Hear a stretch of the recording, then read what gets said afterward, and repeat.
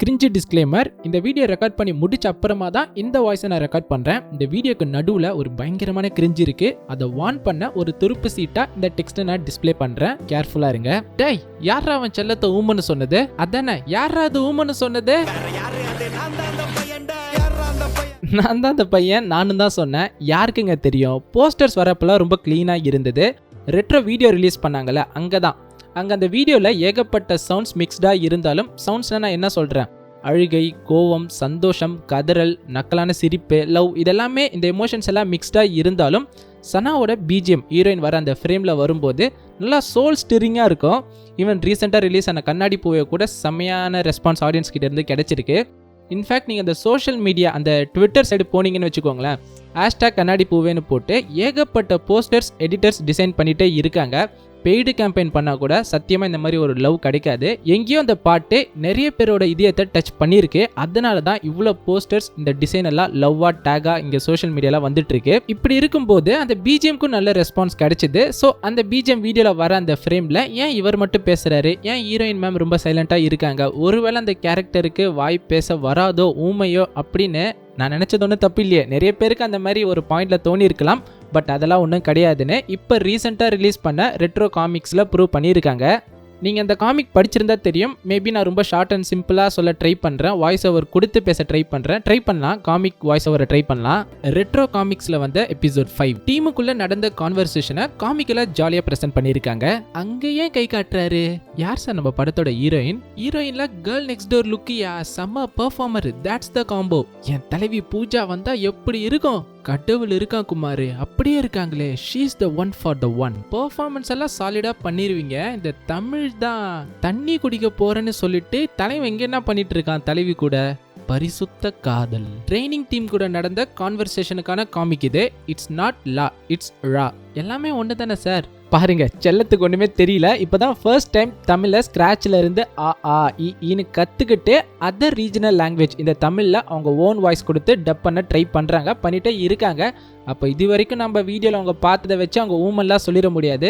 Director ஹீரோயினை கண்களாலே பேச வச்சிருக்காரு அந்த கேரக்டர் மூலமாக. அவங்க ஓன் வாய்ஸை கொடுத்து தமிழில் டப் பண்ண போகிறாங்கன்றதை நினைக்கும் போது ஒரு பக்கம் சந்தோஷமாக இன்ட்ரெஸ்டிங் ஃபேக்டராக இருந்தாலும் இன்னொரு பக்கம் லைட்டாக பயமாக தான் இருக்குது. பட் நீங்கள் டைரக்டர் கார்த்திக் சுப்பராஜை எடுத்துக்கிட்டா ஸ்டோரியில் 95% தலைவன் கலக்கிடுவான், 5% சொதப்பிடுவாரோ அப்படின்ற பயம் வந்தால் கூட வரலாமே தவிர டெக்னிக்கலாக 100% காம்ப்ரமைஸ் ஆகாத ஒரு டேரக்டர் அவர். இது வரைக்கும் அந்த ஃபிலிமோகிராஃபியில் நான் நோட் பண்ண ஒன் ஆஃப் த பெஸ்ட் ஃபேக்டர்ஸில் அது ஒன்று.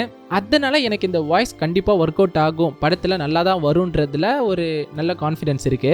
ஓகே, ஒரு ஹீரோயின் பற்றின ரூமரை பிரேக் பண்ணியாச்சா? இன்னொன்று என்ன சொல்கிறாங்கன்னா, குட் பேட் அக்லியில் ஒரு 90s ஹீரோயின் இருக்காங்க, கன்ஃபார்மாக இருக்காங்கன்னு அது ஒரு ரூமர் ஓடிட்டே இருக்கு. சொல்லலாமா வேணாமான்னு தெரியல. ஒருவேளை அது ரூமரா இருந்தா நான் சொன்னாலே எந்த பிரச்சனையும் வர போறது இல்ல. ஒருவேளை அது உண்மையா இருந்தா அது கண்டிப்பா ஒரு பெரிய ஸ்பாய்லர் தானே. பட் நீங்க கண்டிப்பா ரிலீஸ்க்குள்ள அந்த நியூஸை நிறைய வாட்டி கேட்டுருவீங்க, சொல்லலாம் தப்பு இல்லைன்னு நினைக்கிறேன். ஆக்டர் சிம்ரன் இந்த படத்துல இருக்கிறதா ஒரு விஷயம் போயிட்டு இருக்கு. அதுவும் இன்னும் ஒரு சில பேர் மேலே போய் இது ரூமரா இல்லைன்னா ரூமரை வச்சு ஒரு எழுதின கதையானே தெரியல. அவர் அஜித் அவர்கள் வாலி ஸ்டைலில் அந்த சுவிங்கம் போட்டு மெல்வாரில் அதை ஃபேஸ் பண்ணுறதே எதிர்க்க இருக்கிறவங்களே சிம்ரன் தானே சொல்கிறாங்க.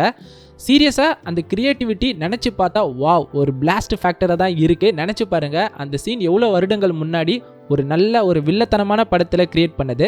நல்லன்னு சொல்ல முடியாது, பட் அந்த கேரக்டராக பார்க்கும்போது அஜித் சாரை அப்போவே டெட்லியஸ்ட் வில்லனாக ப்ரொஜெக்ட் பண்ண ஒரு விஷயம் அது. பட் ஸ்டில் சொசைட்டியில் அது தப்பு தான். அப்படி ஒரு ஐகானிக் சீனில் திரும்ப அதை இப்போ ஜிபியூவில் கிரியேட் பண்ணும்போது தியேட்டரில் அதோட எஃபெக்டை நினச்சாலே இப்போவே ஒரு மாதிரி இருக்குது. ஆல்ஸு எல்லாம் அந்த முட்டாயெல்லாம் எடுத்துகிட்டு போனால் தான் அந்த மாதிரி ஒரு சீனை ஓவர் கம் பண்ணிவிட்டு அடுத்த சீனை ஃபேஸ் பண்ண முடியும்.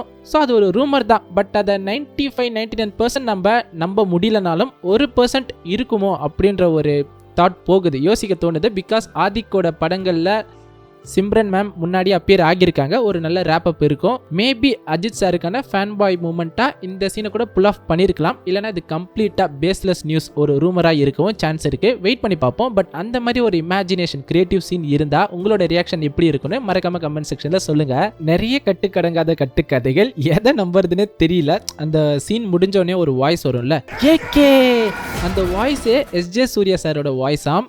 இப்படி ஏதாச்சும் கிளப்பி விட்டுட்டே இருக்காங்க. நல்லா இருக்கு, ஃபிக்ஷனலாக படிக்க நல்லா இருக்கு. அப்படி ஸ்க்ரோல் பண்ணும்போது ஹேய் என்னடா இது கதையாக இருக்கு அப்படின்னு படித்து என்ஜாய் பண்ண நல்லா இருக்கு. பட் நிஜமாக இதெல்லாம் உண்மைதானா, இதை பார்த்து ஐப் ஆகணுமான்னு சத்தியமாக தெரியல.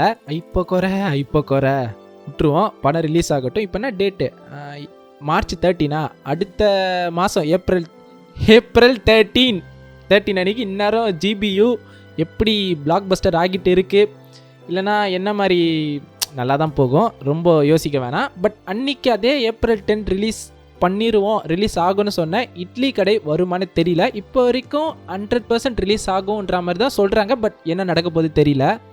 எவ்வளோ பெரிய coincidence, I want to recreate this. இது எவ்வளோ பெரிய கிரிஞ்சு மெட்டீரியல் ஆனாலும் பரவாயில்ல, எனக்கு இதை பார்க்கும்போது கிரிஞ்சாக இருந்தாலும் பரவாயில்ல, இதை நான் ரீக்ரியேட் பண்ணி ஆகணும், இல்லைன்னா தலையாக வெடிச்சிடும். சிங் கரெக்டாக இருக்கணும். மாஸ்டர் மூவி ரிலீஸ் ஏப்ரல் 10 காட்சிகள் கதறல், ஏப்ரல் 11 விவாத மேடை, ஏப்ரல் 12 ஜிபியு வரலாறு காணாத வசூலை எட்டியது, 13 தமிழ் சினிமாவில் ஒட்டுமொத்த வசூலை முறியடித்த தளபதி அஜித் அப்படின்னு வரலனா என் பேரு. ஒரு நிமிஷம், சாரிங்க, அவர் கலாய்க்கிற இன்டென்ஷன்லாம் இல்லை, நான் என்னையே தான் கலாய்ச்சிக்கிட்டு இந்த வீடியோ பண்ணுறேன்னு. அது ரீக்ரியேட் பண்ணணுன்னு ரொம்ப ஆசை, செம கோயின்சிடென்ஸாக இருந்தது. நான் பார்க்குறேன், எடிட் பண்ணும்போது பார்க்குறேன், கிரிஞ்சு தான் ரொம்ப கிரிஞ்சாக இருந்தால் எடுத்துடுறேன். அடப்படா, வாழ்கிறது ஒரு வாழ்க்கை, சும்மா போட்டு விடுவானா நான் ப்ளேஸ் பண்ணிடுறேன். மன்னிச்சுக்கோங்க, இந்த மாதிரிலாம் பெர்ஃபார்மன்ஸ் பார்த்ததுக்கு மன்னிச்சுக்கோங்க, சாரி. இட்லி கடை படத்தை பொறுத்த வரைக்கும் தனுஷ் அண்ட் நித்யா மேனன் 2 பேருமே பயங்கர ஸ்ட்ராங்கான பெர்ஃபார்மர்ஸ். நம்ம கதை மேலே வேணா ஓகே எப்படி வந்திருக்கோம் அப்படின்ற ஒரு அசம்ஷன் இருந்தாலும் 2 பேருமே ஆல்ரெடி நிறைய படங்களில் சேர்ந்தும் ப்ரூவ் பண்ணியிருக்காங்க, தனித்தனியாகவும் ப்ரூவ் பண்ணியிருக்காங்க. திருச்சிற்றம்பலம் அந்த படத்தில் வந்து தனுஷ் ஒரு பாய் நெக்ஸ்ட் டோர், ஒரு பக்கத்து வீட்டு பையனாக நடிச்சிருப்பாரு, எந்த ஆக்ஷன் சீக்வன்ஸும் இருக்காது. சீரியஸாக அந்த மாதிரி ரோல் கஷ்டங்க. இப்போ ஒரு ஆக்ஷன் பயங்கரமான ஒரு மாஸ் ஹீரோக்கான சப்ஜெக்ட் எழுதுனா நிறைய பிஜிஎம் இருக்கும், கட்ஸ் இருக்கும், மியூசிக் அது இதுன்னு பண்ணி கேமரா ஆங்கிள் டில்ட் பண்ணி அவரை சூப்பர் மாஸ் ஹீரோவாக காமிச்சிடலாம், நம்ப வச்சிடலாம். தனுஷ் எல்லாம் ஆல்ரெடி அவர் மாஸ் ஹீரோன்னு ப்ரூவ் பண்ணிட்டாரு. பட் அந்த மாதிரி ஒரு சப்ஜெக்டை எடுக்காமல் அவுட் அண்ட் அவுட்டாக ஒரு பெர்ஃபார்மன்ஸ் இருந்தால் மட்டும்தான் அந்த இதயத்தை உடச்சிக்கிட்டு உள்ளே போய் என்ன ஒரு நல்ல கேரக்டரில் அப்படின்ற ஒரு நம்பகத்தன்மை நமக்கு வரும். அதை திருச்சிற்றம்பலம்ல தனுஷ் சூப்பராக பண்ணியிருந்தாரு. ஒன் ஆஃப் த பெஸ்ட் கேரக்டர்ஸில் அது ஒன்று, எனக்கும் பர்சனலாக சொல்கிறேன். அந்த படத்தோட இன்னொரு ஸ்ட்ராங் பில்லர் நித்யா மேனன், அவங்களும் ப்ரூவ் பண்ணியிருக்காங்க, ஈக்குவலாக ப்ரூவ் பண்ணாங்க. ஸோ அவங்க 2 பேரும் திரும்ப அந்த படத்தில் இருக்கும்போது கேஸ்ட் அண்ட் பெர்ஃபார்மன்ஸ் வைஸ் டவுட்டே இல்லை, அட்டகாசமாக பண்ணியிருப்பாங்க. பட் ஸ்டோரி இன்னும் சூப்பராக அமைஞ்சிட்டா இட்லி கடையும் ஒரு சூப்பரான ரெஸ்பான்ஸ் தமிழ் ஆடியன்ஸ் கிட்ட இருந்து கிடைக்கும், டவுட்டே இல்லை. இந்த படத்துலையும் ஒரு ரூமர் இருக்குது, கேள்விப்பட்டிருக்கீங்களா? அந்த திருச்சிற்றம்பலம் படம் அந்த ஸ்டோரியே லைட்டாக தனுஷ் தான் டைரக்ட் பண்ணாரு அப்படின்ற ஒரு ரூமர் ரிலீஸ்க்கு அப்புறம் போயிட்டு இருந்தது. ஈவன் நம்ம சேனல்லே ஒரு ஃப்ரெண்டுனா சப்ஸ்கிரைப் பண்ணல ஃப்ரெண்ட்ஸ் தானே, ஒருத்தர் வந்து கமெண்ட் பண்ணியிருந்தாரு. நான் எல்லா கமெண்ட்டும் படிப்பேங்க, ஒன்றுமே இக்னோர் பண்ணிட மாட்டேன். ரொம்ப அஃபென்சிவாக ஏதாச்சும் இருந்துச்சுன்னா டெலிட் பண்ணி விட்டுருவேன், மற்றபடி எல்லா கமெண்ட்ஸும் படிப்பேன், மோஸ்ட்டாக ரிப்ளை பண்ணியிருக்கேன். அங்கே ஒருத்தர் சொல்லியிருந்தாரு, பட் எந்த வீடியோன்னு தெரியல, லாங் பேக் ரொம்ப அந்த படம் ரிலீஸ் ஆன டைமில் சொன்னார். அந்த பிரியா பவானி சங்கர் அந்த ஆக்ட்ரஸும் தனுஷும் சேர்ந்து நடிக்கிற அந்த சீனில் ஷூட்டிங் போனப்போ அவர் பார்த்துட்டு கமெண்ட் பண்ணியிருந்தார், இவர் தான் ப்ரோ கொஞ்சம் டைரக்ட் பண்ண மாதிரி இருந்தது, அவர் தான் ஒரு அந்த மாதிரி ஒரு கமெண்ட் பண்ணார். எந்த வீடியோ தெரியல, பட் அந்த ரூமரும் போயிட்டு இருக்கு, தனுஷ் தான் அந்த திருச்சிற்றம்பலமை இன்டைரக்டாக ஸ்டோரி எழுதி டைரக்ட் பண்ணாருன்னு. எந்த அளவுக்கு உண்மைன்னு தெரியல, பட் இட்லி கடை நல்லா வரணும், சூப்பராக வரணும். வழக்கம் போல் நேற்று சொன்ன மாதிரி தான், என்ன பேச போகிறோன்னே தெரியாமல் மைக் ஆன் பண்ணுவோம். கண்டென்ட் எப்போ தமிழ் சினிமாவில் வரும்னு தெரியாது, மைக் ஆன் பண்ணி உனக்கு என்ன தோணுதோ பேசு, அப்படி பேசினதான் இந்த வீடியோ. ரேண்டமாக தான் பேசியிருக்கோம், நிறைய பர்ஃபார்மன்ஸும் பண்ணியிருக்கோம். சாரி, திரும்பவும் கேட்டுக்கிறேன், சாரி. இதுக்கு மேலே என்ன பேசுகிறது, நாளைக்கு பேசுவோம். அப்புறம் எல்லாத்தையும் பேசிட்டா நாளைக்கு பேச ஒன்றும் இருக்காது. வீடியோ ஃபுல்லாக பார்த்தவங்களுக்கு ரொம்ப நன்றி. வீடியோ பிடிச்சிருந்தா ஒரு லைக் பண்ணிவிட்டு, புதுசாக இந்த சேனலை பை எனி சான்ஸ் நீங்கள் இந்த வீடியோ பார்த்துட்ருக்கீங்கன்னா ப்ளீஸ் ஃபாலோ பண்ணி சப்ஸ்கிரைப் பண்ணுங்கள். சோஷியல் மீடியா லிங்க் எல்லாம் டிஸ்கிரிப்ஷனில் இருக்குது, அங்கே அதர் கண்டென்ட்ஸும் வரும், முடிஞ்சால் ஃபாலோ பண்ணி சப்போர்ட் பண்ணுங்கள். ஏதாச்சும் உங்ககிட்ட தான் இன்ட்ரெஸ்டிங் கண்டென்ட் இருக்குது, ப்ரோ நான் இந்த மாதிரி ஒரு நியூஸ் பார்த்தேன், இது நல்லா இருக்குது, இதை பற்றி பேசலாமா, சும்மா ஜாலியாக பேசினா ஜாலியாக இருக்கும் அப்படின்னு நீங்கள் ஏதாவது ஒரு நியூஸ் பார்த்தீங்கன்னா எனக்கு இன்ஸ்டாகிராமில் சென்ட் பண்ணுங்கள். உங்கள் நேமை மென்ஷன் பண்ணியே அந்த கான்வோவை ஸ்டார்ட் பண்ணலாம், வீடியோவை ஸ்டார்ட் பண்ணலாம். ஸோ அவ்வளோதான். தேங்க்யூ இவ்வளோ நேரம் வீடியோ பார்த்தவங்களுக்கு. ஜாலியாக இருங்க, சேஃபாக இருங்க, ஹாப்பியாக இருங்க. பாய் பாய். ஒரு நிமிஷம் ஃபேமிலிஸ், ஒரு நிமிஷம்.